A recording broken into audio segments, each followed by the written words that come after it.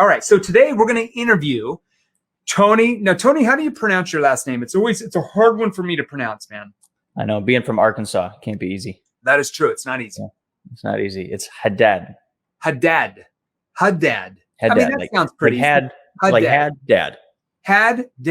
Tony Haddad.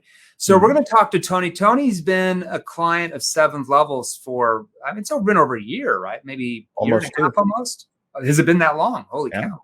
We're a bunch of old guys around here. I know. So we're going to break down, we're going to talk about an interesting subject. So normally, Tony does really well. He's making over $200,000 a year in commissions. He just left his sales job, or actually got promoted. And now he's focused on recruitment at his job and basically hiring salespeople for the job, right? Tell us a little bit about your new role that you just got promoted to. Yeah, absolutely. So essentially the role has kind of evolved to, we jokingly call it HR because we never really want an actual HR because we don't use the C word, which is corporate. Okay. And we don't want to be that, obviously, because we maintain a fun culture. We maintain like a lively culture. And as you grow and corporatize, like that can dwindle away. So we want to be really careful about that. Yeah. But ultimately what my role entails is, working closely with some of you guys know Sean Ray, and with Matt and Will Hinkson and basically cultivating the culture as people come in and sort of being that filtration system at the same time as sort of helping develop the reps as they progress. Cause sometimes you start as an appointment setter and they want to be a high level closer. So how can we, with the help of NEPQ, like how can we develop you to being the best that you can? Yeah. And what we're going to do for you guys today, we're going to talk a little bit about Tony's story, how he got into sales, how he went from $3,000 a month to, how he went from like 35, 40 grand a year in commissions to 200 grand a year in commissions, like really, really quickly. What are some skill sets that he learned as a client of NEPQ? And then how did he get involved on this side of the fence now, as far as recruitment, training, development of reps? And we're going to go over, he's really going to share with you like what employers are actually looking for when they're interviewing you. Okay. So like if you're wanting to get a better sales gig than you have, like what do you need to do in that interview? So we're going to cover a little bit about that. We're going to talk a little bit about what they're actually looking for. What are they maybe looking for in your resume that you don't have now? Like different things like that.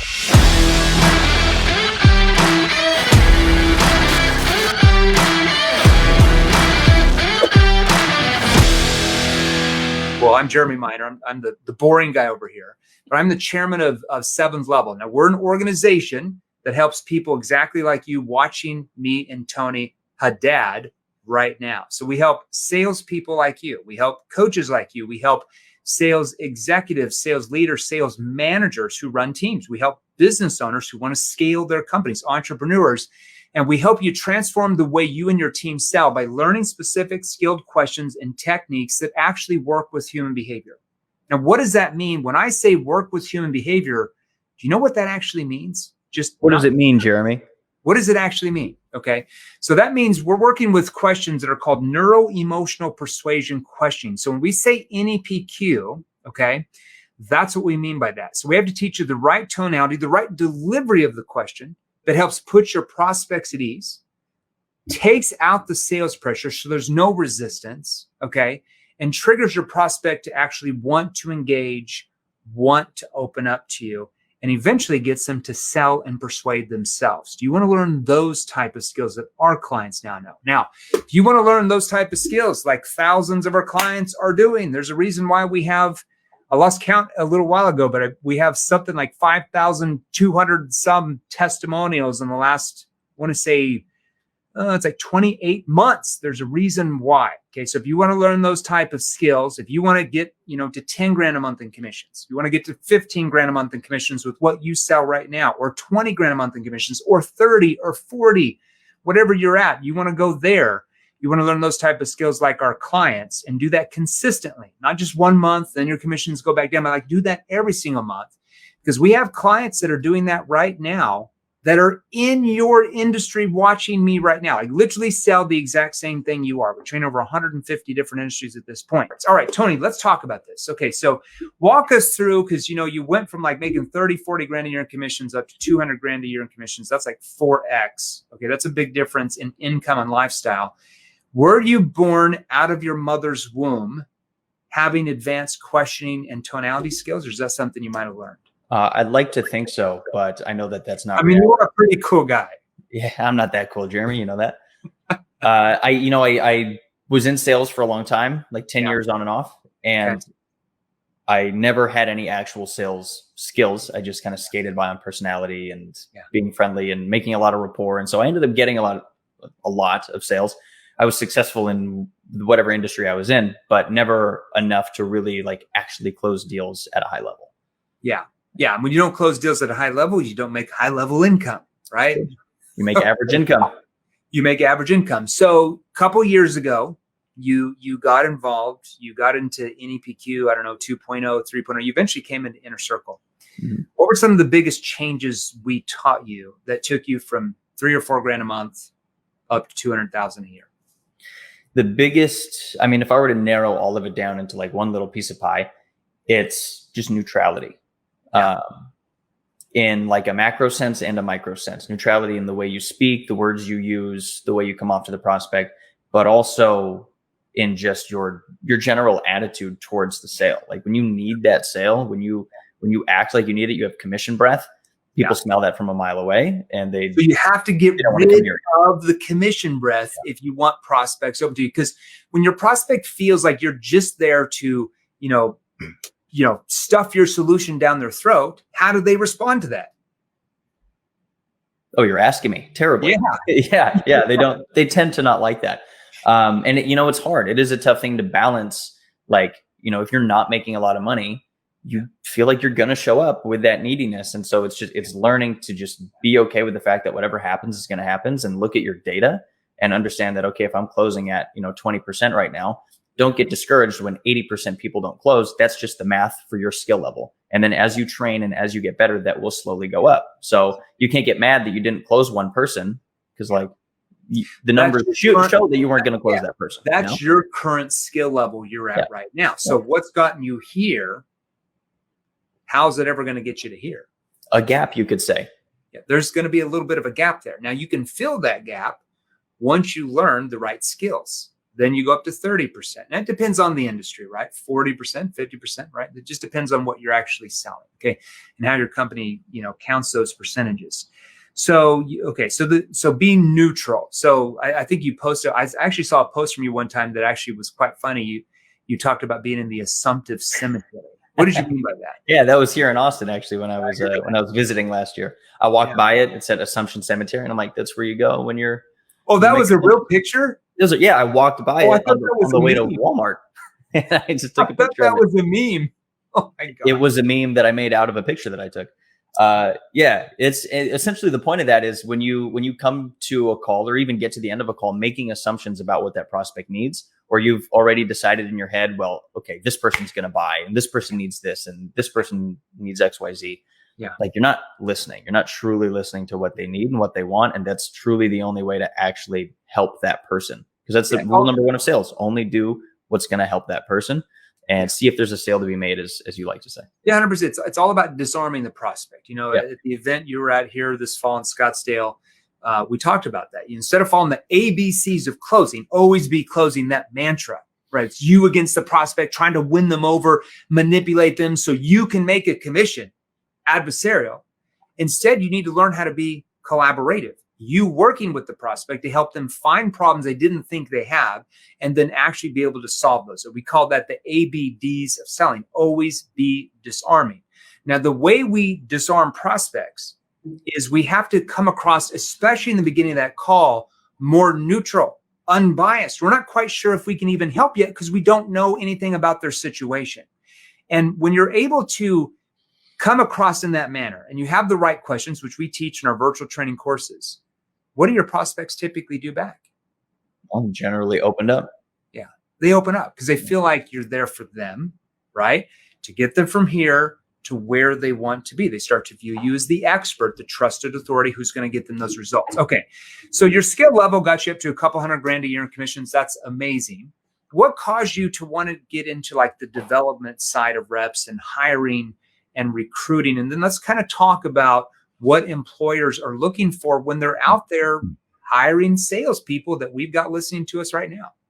Yeah. Well, what got me into it is pretty simple. I just wanted to be able to provide more value to the company I'm with, to to the team here, because we're a family. Yeah. And like selling is fantastic. I still enjoy it. I do a little bit of it, but I wanted to find other ways that I can make life easier for the people around me. And a lot of them are doing like a million things at one time. So if I can take, 15% of the stress off of their plate, then maybe we as a company can grow a lot more as well. And so it seemed like recruiting and hiring is kind of a point where everybody's working on it a little bit. And I'd like to be able to just take that so that people can focus on other stuff. So let's talk about it. So we got all these salespeople listening to us. We might even have some business owners on here listening to us as well that might need to know, like, hey, maybe here's what you might want to ask in interviews.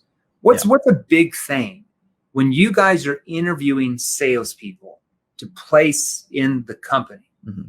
What's like a few, like what's your top 3 things that you're wanting to see from that person before you're willing to put your name on what they're doing and bring them into the company, or bring them into a company to actually sell for that company? Well, I will give away a little secret. Are you okay with giving up? You can give away some secrets. That's why I brought you on here. All right, cool.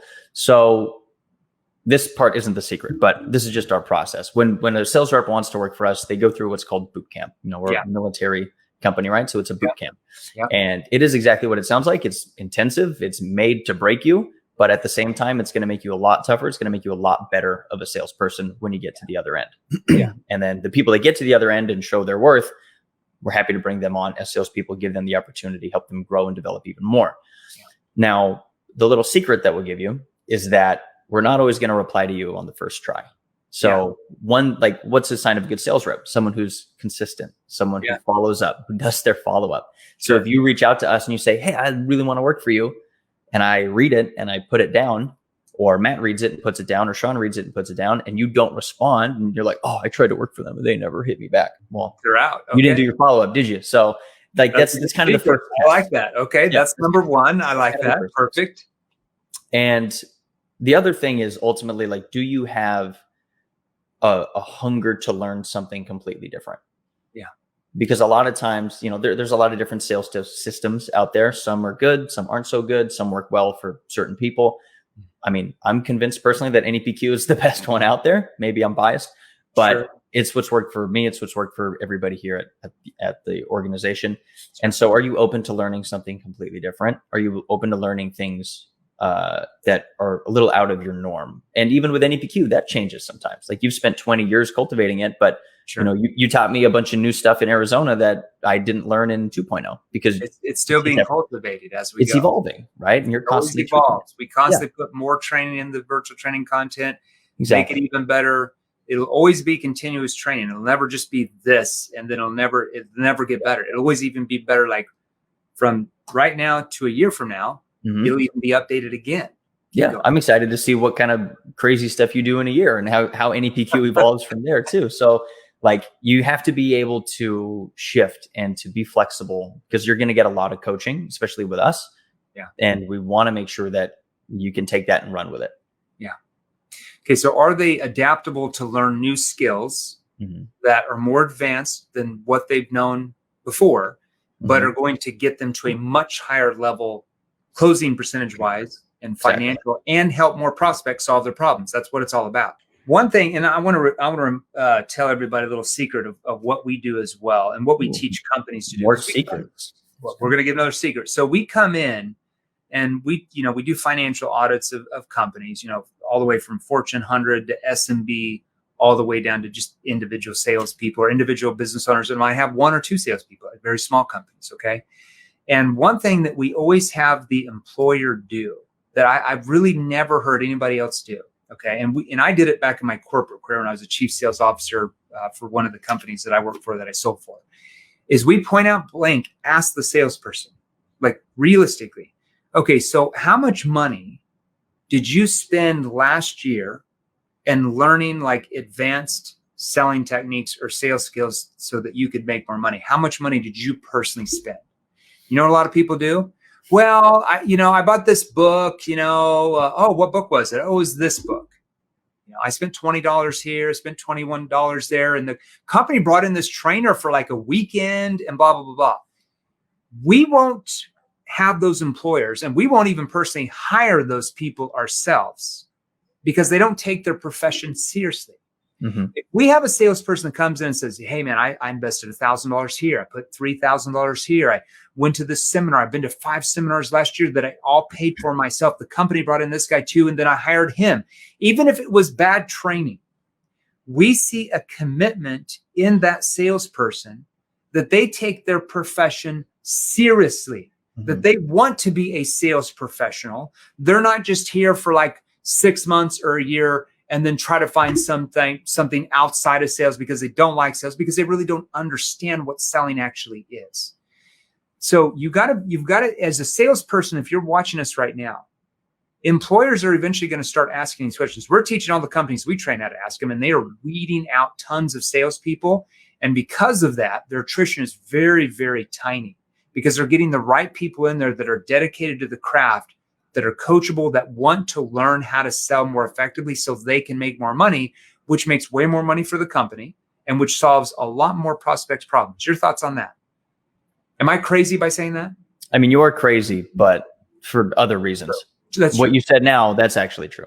That is a good point. Yeah. All right. Walk us through some other things that employers are looking for from salespeople that they're looking at hiring, or even sales managers. What are they looking for? So this one's going to be maybe a bit of a surprise to some people, and it might hurt their feelings a little bit. That's good. Let's hurt some feelings. That's what we're here for. If you're open to being held accountable, sometimes you're going to hear what you need to hear, not what you want to hear. 100%. But a really big thing is like, take that big lump of like mentality that you have called ego and just put it over there. Yeah. Why is that so important? Why is that so important? Because here's the thing, like sales, and like you've obviously been in the sales world for longer than all of us. It's a very ego-driven game, and that can lead to a lot of mental anguish, a lot of pain. It can lead to people quitting the entire industry. Yeah. And like, for instance, like here with us at Sales Sniper, like it's important to us that unless you have an amazing track record of what you can do, and we know that you're open to being coached, like most people are going to start at a role where we can actually build you up from the bottom, just like the military. They break you down and then they build you up into being a super. You got to start at the private level. You got to start as an enlisted, right? You're not going to come in as an officer unless you have the ranking already. And so there's a big reason for that. And if I'm being totally honest, if I could go back in time, I would have started from the very, very bottom. Like when I joined Sales Sniper, I came in right as a closer, and that was great. I'm super thankful. Love the opportunity. I've grown and developed a bunch. But if I could have done it again, I would have started as an appointment setter, just been in the trenches, it's like cold calling, right? I did do some cold calling, and that puts hair on your chest. And from there, we can actually build you up with the right systems, the right processes, and to make you like the best possible salesperson you can, because now you know the system from the top down to the bottom. Yeah, I totally agree. One of the sayings that I posted this maybe a couple months ago, but I always say that low 6-figure salespeople have the biggest egos. And that is a very dangerous place to be as a salesperson. If you're listening to me as a salesperson right now, or a sales manager, or a VP of sales, or a CSO, or if you're the business owner yourself and you're seeing this from your team, anytime you have a massive ego, it triggers you to feel like there's nothing else for you to learn. You already know everything about selling. You're already making 130,000, 180,000 a year. You don't need to know anything else. Like, I'm the best salesperson in my company. There's nothing else I could learn. And that level of thinking keeps you exactly where you're at financially. I concur with that 100%. The first time I made 100,000 in a year, I was like, I'm the best. I'm the king. No one can beat me. And then for the next like 2 months, I made no money because my ego was too high. Yeah, 100%. And then I had to get beat up to learn to get back in the grind. And let's say that you are the number one salesperson in your company, or even your industry, but maybe you're in a small industry and you're making 150 grand a year. Well, do you want to keep making that for the next 15 years? Mm-hmm. Or do you want to learn more advanced skills where you can make even more than that? Because, a lot of times when people hear like, oh, Jeremy made $3 million a year in commissions and, on average in these industries, oh, it must have been his industry. Or maybe they gave him all the good leads. You got the Glenn Gary leads. I guess I got all the pink sheet leads. Nothing can be further from the truth. The average, like, my best year, I made about $3 million a year in commissions. I averaged about 2.4, 2.5 million a year, but my best year was about 2.9 something. about 3 million a year in commissions. Okay. Do you know what the average salesperson, do you know what the average salesperson in my industry that had thousands of people in the industry, it wasn't like there was 5 people in the industry. There was probably at least 10,000 plus salespeople in my industry in the United States, probably more worldwide. What do you think the average salesperson made in that industry on a yearly basis? 60,000. You're really close. It's like $58,500. I was making that every week, calling the same amount of leads, cold calling, outbound prospecting. So what was the difference? It was my communication skills. It was my conversions. It was the DPL, dollar per lead, that came in. Let's say the average salesperson could only sell something for 5,000. I could sell the average sale for 100,000, right? So that takes a certain type of skill level or ability to get you there. Now that's something that is learnable. I wasn't born like Tony was out of my mother's womb with like all this hair on my chest and advanced questioning skills and advanced tonality skills. Those are things I acquired, right? That I love it, that I learned. And that's why our clients do so well, because they're learning those things. Like even clients that come here, they're like, man, I'm so awesome. I make 150 grand a year. And then a year later, they make over 300,000 selling the same thing they were selling before, because they don't know what they don't know. So if you want to learn advanced skills, you have to learn from somebody who has those advanced skills, right? What else? What else does employers look for when they're hiring? Another big thing that we would want to see is, do you genuinely have an interest in what you're doing and that organization? Like at the end of an interview, I see this so often. If your interviewer asks, do you have any questions for us? And you go, nope. It's not a good sign. Like you weren't really curious. Like you don't really care. Even if you don't have any questions, really, make one up. Like it shows that you're trying. Yeah, right? It shows that you're genuinely interested in the opportunity, right? 100% of the time. Yeah, be interested. It's not that difficult. So be interested and be interesting. What's something that they can do to be interesting? Not just interested in the opportunity, but what's something a recruit looking for a job in any industry can do to be interesting to the interviewer? Yeah. That's a good question. Now I feel like I'm being interviewed and I need to be interesting. I would sort of go back if I was a sales rep and I was being interviewed, I would go back in my mental Rolodex of events, and I would come up with a couple events where I have done a few things sort of extraordinarily well, or I helped someone in my industry, or I worked together well. I had good teamwork. Because questions like that might come up in the interview, and you don't want to sit there and be like, shit, let me think about that for a second. Like so if you can have some events off the top of your head where you performed really well, that's gonna highlight you. What you're suggesting is really rehearse the interview. Don't just show up and like wing it, but you rehearse the interview. So you're like an actor or actress in Hollywood, right? They don't show up to the audition. Like George Clooney doesn't show up to the freaking audition without rehearsing. Right. Yeah. He doesn't just come in there and like wing it and hope and pray he gets the part. He auditions for the part. He practices, he role plays over and over and over. So if you're trying to land a gig, you have to rehearse and go over different situations of what they could ask you and how are you going to respond. Write down notes and rehearse that over and over, because it's going to make sure you sound concise and well polished in that interview, rather than like, well, I don't know, and like sound really confused. Well, it's funny. It's a lot like sales. Like, yes, you want to practice, you want to rehearse, you want to be good at it. However, not every interview is going to be the same. Not every sales call is going to be the same.